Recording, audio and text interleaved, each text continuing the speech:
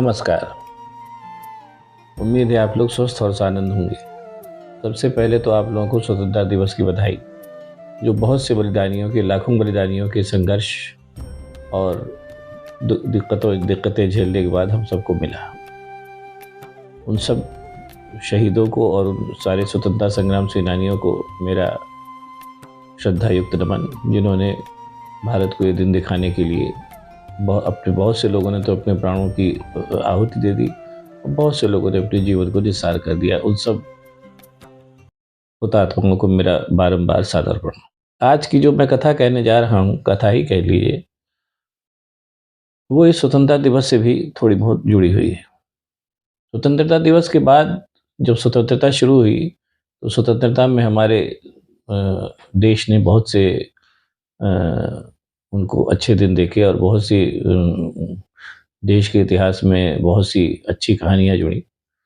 और स्वतंत्रता दिवस के बाद का जो सबसे बड़ा अचीवमेंट था, वो था हमारा लोकतंत्र, जिसको कि बहुत सोच समझ करके तब के स्वतंत्रता संग्राम सेनानियों और भी तमाम योगी पुरुषों ने हमारे देश के भाग्य विधान के लिए चुना था। वो लोकतंत्र सबसे पहली बार 1975 में खतरे में पड़ा, जब इंदिरा गांधी ने आपातकाल लगाया। इस कथा को मैं कई बार टुकड़ों में बता चुका हूँ, आज फिर बता रहा हूँ, क्योंकि ये कथा बार बार दोहराए जाने वाली कथा इसलिए दोहरा रहा हूं। सत्ता किसको प्यारी नहीं होती, ये बहुत ही चिरंतन सत्य है। अगर सत्ता किसी को प्यारी है तो इसमें कोई बुरी बात नहीं है। इंदिरा गांधी को भी सत्ता प्यारी थी और ये अच्छी बात है, और इसमें भी कोई शक नहीं है कि अभी तक जितने भी प्रधानमंत्री हुए हैं उन सब में इंदिरा गांधी सबसे योग्य प्रधानमंत्री थी। ये भी मानने में कोई गुरेज नहीं होना चाहिए। आज की तारीख में भारत को उन्होंने कितनी सफलताएं दिखाई, उनका जिक्र करना यहाँ बेमानी होगा। तब भी एक दो चार का जिक्र कर रहा हूँ। हरित क्रांति इंदिरा गांधी की देन, परमाणु परीक्षण इंदिरा गांधी की देन, भारत को परेशान करने वाले पाकिस्तान के 2 टुकड़े कराना इंदिरा गांधी की देन, ये सब सारी उनकी देन थी। लेकिन वही कहीं न कहीं वो भी मानव थी, उनके अंदर भी कमियां थी, और जो बहुत स्वाभाविक सी बात है, कमियां किसके अंदर नहीं होती। लेकिन अगर वो व्यक्ति योग्य है तो उसकी कमियां धीरे धीरे कालांतर में भुला दी जाती हैं। जैसे इंदिरा गांधी की कमियां 3 साल में ही भुला दी गई। 1977 में इंदिरा गांधी बड़ी बुरी तरीके से हारी, और वो पराजय इतनी भयानक थी कि पहली बार उत्तर प्रदेश में कांग्रेस सारी की सारी सीटें हार गई थी। बहरहाल, लेकिन वो चूंकि मूलतः योग्य प्रधानमंत्री थी, जिन्होंने देश के लिए बहुत कुछ किया था, इसलिए उसके बाद 3 साल बाद ही वो वापस लौटी। ऐसा पराक्रम और किसी नेता ने नहीं देखा जैसा इंदिरा गांधी ने देखा। वो निस्संदेह उनकी काबिलियत की वजह से ऐसा हुआ। लेकिन इमरजेंसी का जो अध्याय था वो उनके जीवन का एक काला अध्याय था, जो किन्हीं भी वजहों से हुआ, और उसकी 2-3 वजहें बड़ी प्रमुख थी। वो जो सब ज़्यादा तो लोग जानते भी हैं, नई जनरेशन के लिए बता रहा हूँ, अगर उन्होंने नहीं सुना हो तो सुना भी हो सकता है कि इलाहाबाद हाई कोर्ट के एक मुकदमे में वो पराजित हुई और उनको सत्ता से 6 साल के लिए पदच्युत होने की फैसला आया। इस चीज़ को इंदिरा गांधी नहीं झेल पाई, और वो उन्होंने, संक्षेप में बता रहा हूँ, और उन्होंने देश को इमरजेंसी की आपातकाल लगा दिया उन्होंने देश के ऊपर, जो करीब 2 साल चला। और उस आपातकाल में बहुत सी एट्रोसिटीज़ भी हुई, ये भी सच बात है। लेकिन इसका एक कारण और भी था जो कम लोग जानते हैं, बात चल रही इसलिए बता रहा हूँ, कि उस आपातकाल के लगने के एक वजह जयप्रकाश नारायण का आंदोलन भी था, जो इंदिरा गांधी के खिलाफ चला। और जयप्रकाश नारायण के पीछे चूंकि राष्ट्रीय स्वयंसेवक संघ ने अपनी सारी ताकत झोंक दी थी, आपातकाल लगाने का एक वजह ये भी थी, बहुत बड़ी वजह, जो इतिहास में जिसका जिक्र कम मिलता है, कि संघ की ताकत से इंदिरा गांधी परिचित थी, और संघ जो है वो क्या नाम है, वो ये भी जानती थी कि संघ, उनके हिसाब से संघ जो था भारतवर्ष के लिए ठीक नहीं था। ऐसा इंदिरा गांधी और कांग्रेस का मानना था। यहाँ पे एक बात मैं और बताना चाहता हूँ, जिसके लिए मैं इस कथा को फिर से बता रहा हूँ, कि अपने जिस समय की ये घटना घटी थी, उस समय कांग्रेस अपने एकदम उत्कर्ष पर थी, और अपने संगठन में वो कहीं न कहीं राष्ट्रीय स्वयंसेवक संघ से भी कहीं ज़्यादा मजबूत थी उस समय, सन 75 की बात मैं कर रहा हूँ। और इंदिरा गांधी की लोकप्रियता जो थी वो एकदम आसमान छूती हुई लोकप्रियता थी, ये भी बिल्कुल सच बात है। जैसा मैं कह रहा हूँ कि जैसी लोकप्रियता का ज्वार उन्होंने देखा, वैसा कोई नहीं देख पाया नकली लोकप्रियता और नकली ज्वार बनावटी तरीकों से देखना एक अलग बात है, लेकिन सचमुच की लोकप्रियता का ज्वार जैसा इंदिरा गांधी देखा और कोई नहीं देख पाया। और कहीं न कहीं वो इंदिरा गांधी की लोकप्रियता का ही ज्वार था, जो राजीव गांधी अपने पहले इलेक्शन में 415 सीटें पाए। बहरहाल इमरजेंसी लगी और इंदिरा गांधी ने उसको लगाया, करीब 2 साल चली वो, लेकिन चूँकि मूलतः इंदिरा गांधी लोकतांत्रिक मानसिकता की थी, इसलिए उन्होंने इमरजेंसी को उठाया और चुनाव हुआ। लेकिन तब तक इमरजेंसी में इतनी एट्रोसिटीज़ हो चुकी थी और इतनी चीज़ें घटनाएँ घट चुकी थीं कि वो चुनाव हार गईं।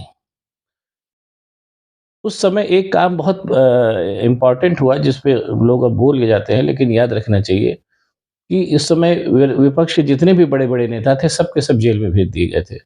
और जब इमरजेंसी हटी तो आनन-फानन जो है वो सारे दल एक साथ इकट्ठा हुए और जनता पार्टी का निर्माण हुआ और उस जनता पार्टी ने सत्ता पक्ष को करारी शिकस्त दी। जबकि उस समय जनता पार्टी के पास न संगठन था, न धन था, न कुछ नहीं था। बस जनता इस बात को चाहती थी कि इंदिरा गांधी हटें। और उसके बाद इसमें कोई शक नहीं कि सत्ता में रहते हुए वो सारे दंड-फंद इंदिरा गांधी ने भी किए, जो कभी भी कोई भी सत्ताधारी करता है, जो सत्ता में बने रहना चाहता है।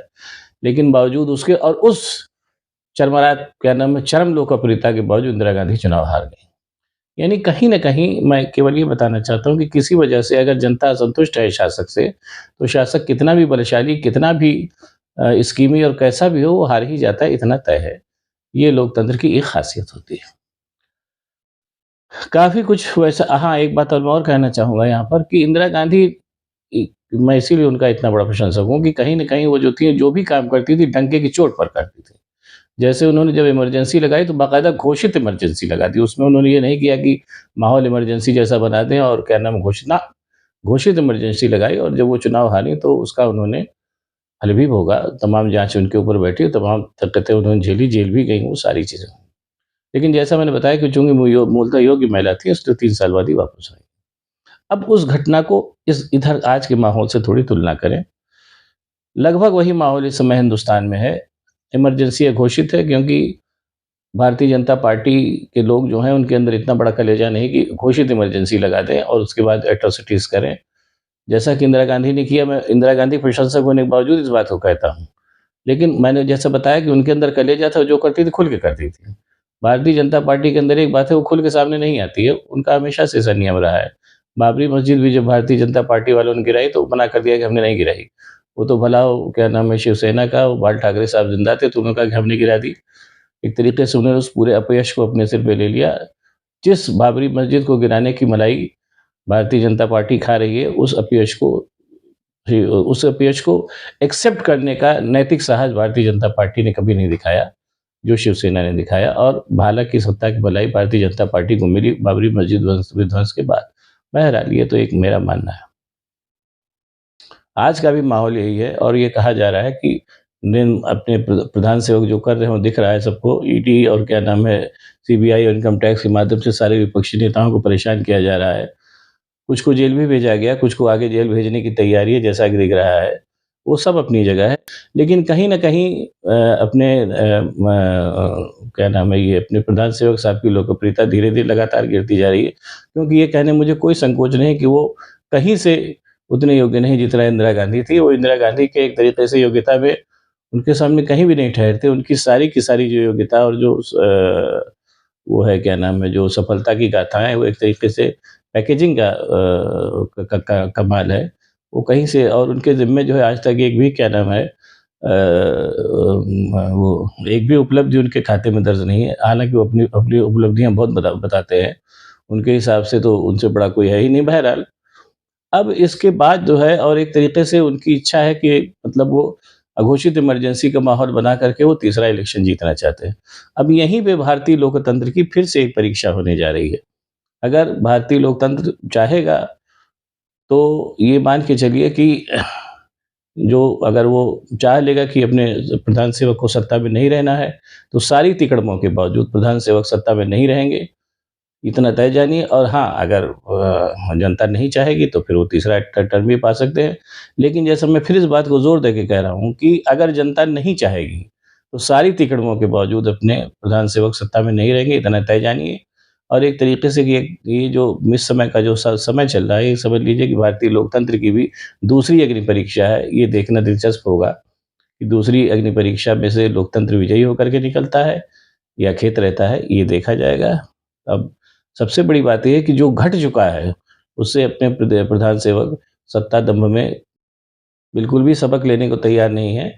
बहरहाल सत्ता मद होता ही ऐसा है कि तमाम विजयी राजा जो है, जो बाद में परास्त हो जाते हैं, तो भी मानते नहीं, दूसरा विजयी राजा फिर दिग्विजय करने निकलता है।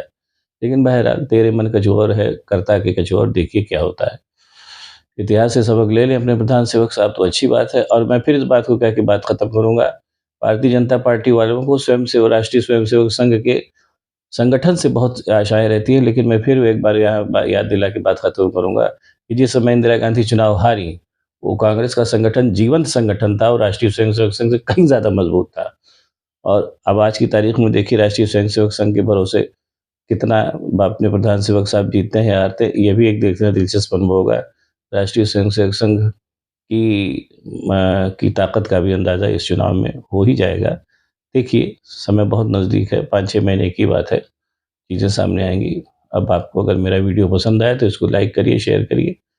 साथ ही साथ मेरे चैनल को सब्सक्राइब करिए, ताकि मैं इस तरीके की और भी कहानी आपको बताता रह सकूँ, जो पहले घट चुकी हैं और उन जिनको सुनना हो सकता है आपको पसंद आए। बहुत-बहुत धन्यवाद। नमस्कार।